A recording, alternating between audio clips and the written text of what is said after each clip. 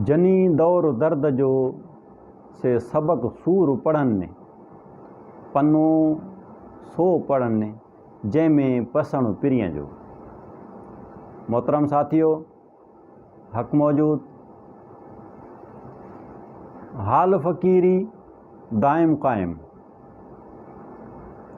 फ़क़ीरी हाल कहिड़ो आहे जेको हमेशह क़ाइमु रखिजे, पंहिंजे इरादे सां रखिजे, पाण ई कोन थींदो आहे। भिटाई घोट रहमतुल्लाह अलैह जन फरमाइनि था त जनी दौर दर्द जो, यानी जेकी बार बार जेको आहे हिन नफ़्स जी मुखालफ़त वारो कमु था कनि, इन जो दौर कंदा था रहनि, इहो हाल पंहिंजो रखियूं घुमंदा था वठनि, से सबक़ सूर पढ़नि। उहे वरी बि नफ़्स जी मुखालफ़त मुश्किल वारो कमु ॻोल्हींदा आहिनि, जंहिंमें नफ़्स जी मुखालफ़त हुजे, उनखे दॿ हुजे। पनो सो पढ़नि जंहिंमें पसण पिरीअ जो, यानी हू कमु अहिड़ो था कनि जंहिंसां वसल थिए। फ़क़ीरी हाल छा आहे? फ़क़ीरी हाल छा आहे? उहो जेको हादीअ सबक़ ॾिनो, जेको हादीअ सम्झायो, हादीअ जेको मंसूर ॾिनो, इंसान खे छा सम्झणो थी, हिन नज़ारनि खे, काइनात खे छा सम्झणो थी, हाल सॼो ॾींहुं कीअं गुज़ारणो थी, सुबुह खां निंड मां उथण खां सुम्हण ताईं तोखे पंहिंजो छा तसवुरु रखिणो थी, दिलि जे तुंहिंजे जी कैफ़ियत छा हुअणु घुरिजनि, तुंहिंजा मुजाहिदात छा हुअणु घुरिजनि, रियाज़तूं छा हुअणु घुरिजनि, कशाला छा हुअणु घुरिजनि, नफ़्स जी मुखालफ़त कीअं हुजणु घुरिजे, कहिड़ो हाल हमेशह जे लाइ क़ाइमु हुअणु घुरिजे।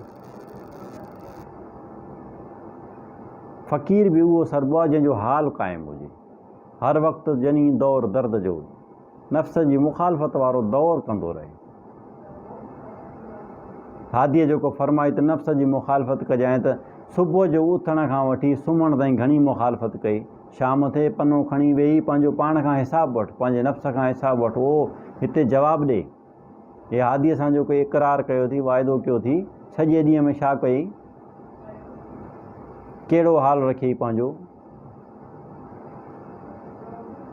सुबुह जो उथण खां सुम्हण ताईं नफ़्स जी मुवाफ़क़त कयई या मुखालफ़त कयई, रूहानी कमु कहिड़ो कयई, ज़हन में ख़्याल में कंहिंखे समाए रखियई, मुशाहिदो छाजो कयई, जंहिं को तोसां मिलियो उन सां कहिड़ो वर्ताव रहियो तुंहिंजो, दुख सुख में पंहिंजे हाल खे केतिरो रखियई, मायूस थी गुज़ारियई या ख़ुशि थी गुज़ारियई, मालिक जंहिं हाल में रखे उन में ख़ुशि थी गुज़ारी, थोरी दॿ आई त हाल खां हलियो त न वएं, बुख ॾुख में कहिड़ो हाल रखियई पंहिंजो, घणे में त हर को ख़ुशि रहंदो आहे, गफ़लत में हलियो वेंदो आहे, त घणे में गफ़लत में ख़ुशि रहे या शिकंजे में नफ़्स खे छिके रखे त जीअं मालिक जी यादि में रहे, इहो ई फ़क़ीरी हाल आहे। इन हाल खे क़ाइमु दाइम जंहिं रखियो, इहो ई सूफ़ी आहे।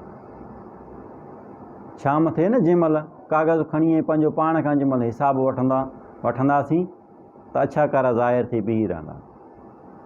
हिन इंसान जो जेको हुकुम मिलियल हुई, उनखे छा सम्झी, उन सां वर्ताव कहिड़ो रखियई, जंहिं महिल साम्हूं आई त छा सम्झी उन सां वर्ताव रखियई। सूफ़िन में बि साड़ ॾिठोसीं, हाल खे क़ाइमु नथा रखनि त साड़ पंहिंजो पाण पैदा थींदो। सूफ़िन में ख़ुदि ॿियाई ॾिठीसीं, दावा हिकिड़ाई जी हुई, ॿियाई नज़र आई। ॿियाई छो नज़र आई, सूफ़ीअ जे मंसूर में ई कोन्हे, का हादीअ सां इक़रार कहिड़ो कयो हुई त हिकिड़ाई क़ाइमु कंदुमि, सॼे ॾींहं में घणी हिकिड़ाई क़ाइमु कयई। हिकु ॿिए हादीअ जो तालिबात उनखे दिलि तस्लीम छो न कयो तुंहिंजी, पंहिंजे हादी जो तालिबात बिस्मिल्लाह खणी उनखे नियाज़ कई, उन सां मिले, भला जे ॿिए हादीअ जो तालिब हुयो त उते न सुञातई, किथे सुञातई किथे न सुञातई। इहो ई फ़क़ीरी हाल आहे। हाल फ़क़ीरी दाइम क़ाइमु, सुबुह जो उथण खां वठी सुम्हण ताईं हिन हाल खे पंहिंजे इरादे सां क़ाइमु दाइम रखिणो आहे, पंहिंजो पाण कोन थींदो आहे। इंसान सां बिहेव कहिड़ो रखियई, इंसान खे छा सम्झई।